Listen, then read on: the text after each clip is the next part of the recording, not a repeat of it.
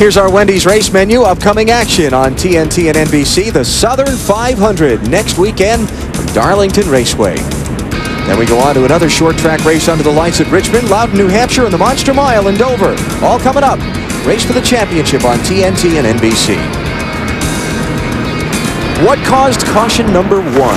Well, see if we can make some sense of this. You see Todd Bodine underneath Jimmy Johnson there. Just got in the back of him, got him sideways. He checked up, and then Sterling got in the left rear of Todd and turned him around.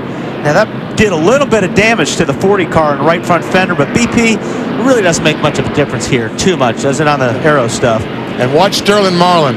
He makes contact with the 26, but somehow keeps from getting too much damage. We see just a little damage about where the right front headlight would be, but not. There you go. He just gets in just a little bit into Jimmy, but he checked up to give Jimmy a chance to save it. But when he checked up, there's a bunch of guys behind him that didn't.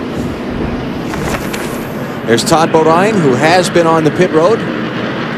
There's the damage to the 40, but I don't see that as being a real big issue. I don't know. Doesn't look like it. As long as he didn't close in that grill opening, I think he's okay. Matt, what about it?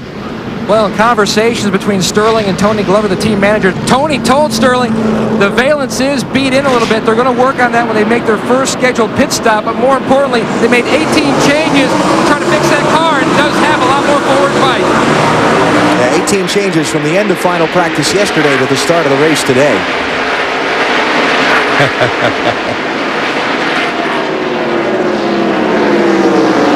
Marlin back in 29th place. Dale Earnhardt Jr. is the leader.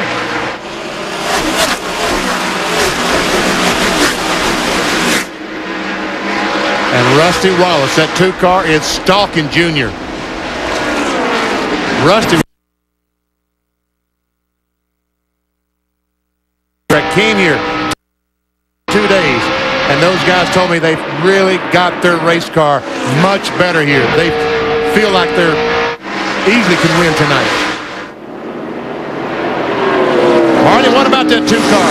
They're feeling pretty good right now, Benny. I talked to Jeff Thousand, longtime crew member for Rusty Wallace, and he said that was the most productive test you're talking about here at Bristol that they've had in 5 years at Penske Racing. 2 days, they spent nothing but race setups, working on the car. Rusty got very comfortable in the setup they have now. They found during that test.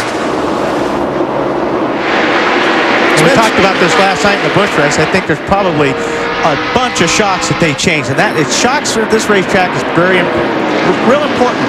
That really helps you give you grip on this racetrack, and I know Rusty is one of the best teams to work with these shocks. It's mentioned that Brett Bodine's car has gone behind the wall, and the hood is up on that, and we got another one. Todd Bodine. And that looks like he was all alone. The way the car's sitting, looks like the right rear tire's flat. You know, he hit that wall awfully hard. A lot harder than it looked from up here when we got in the in-car camera. He hit that wall pretty hard that first time. A lot of bounce to it when he... Todd has discovered that this is not going to be a good night for him. I wondered, I thought he was all alone coming off the corner. Something, you see that puff of smoke come out the back?